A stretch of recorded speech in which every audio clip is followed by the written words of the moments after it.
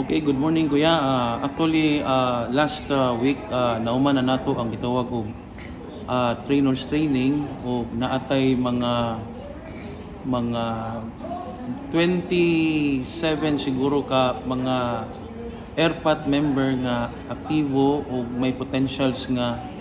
mo tudlo kay actually kuya module mo guning airpat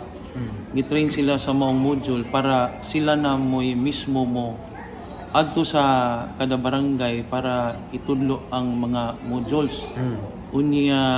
I'm so glad and happy tungod kay dugay na namo ni nga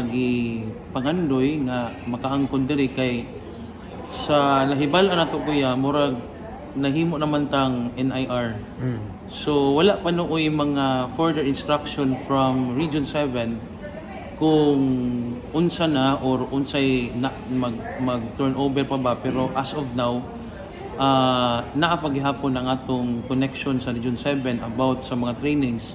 para pagpalambo gyud go deeper sa mga topics o mga concern may tungod sa mga papa sa kada barangay. O gani kuya, hinahinay na punta o kana bitawng i-prioritize na to ang Dumaguete tungod kay ang Dumaguete kuha naman siya well group and well kuha na siya na nahimo na siyang na-strengthen na ang ubang mga papa. So hinahinay ta og kana bitawng move on nga dili lang sa Dumaguete kundi sa tibuok Negros Oriental o sa tibuok NIR kay gani naanatay mga papa nga na anay mga airpat nga gi-organize like sa LGU sa Mabinay and Kanlaon and Tanay. Muna nga unfortunately ito nga seminar wa ko ka-apil seminar ato kay naapod ko'y mas importante pod nga lakaw regarding sa trabaho sa barangay, so munang wala ko ka-apil. Pero nahibalaan ako nga naa na ang Mabinay kay usa sa mga trainers or mga mentor nato from Region 7 nag-awhag man ako nga i-invite ko sa maong trainers training sa Mabinay. So nakaingon ko nga hinahinay na daay ka-establish ang airpat o hopefully mas magpasalamat ko ni sa akong advisor, regional advisor nga si Kuya Ray Lindon Lawas no nga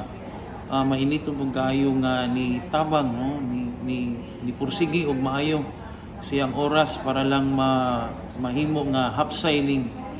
grupo kay dako siya party ani kuya. Kay gani siya mo'y nagduso og resolution sa city nga tagaan gyud to allow the mayor nga pagbutang yun og focal person sa mong airpat sa kada barangay no nga ma-implement na yun say tawag ani mabudgetan na ang airpat sa kada barangay kay muna ni sugod no nga kaniadto di pa man kaayo seryoso ang ubang barangay, pero karon nahimo nang sang seryoso tungod kay naa may resolution nga gibutang nga sa barangay kinahanglan nga mag-exist gyud ang grupo nga airpat.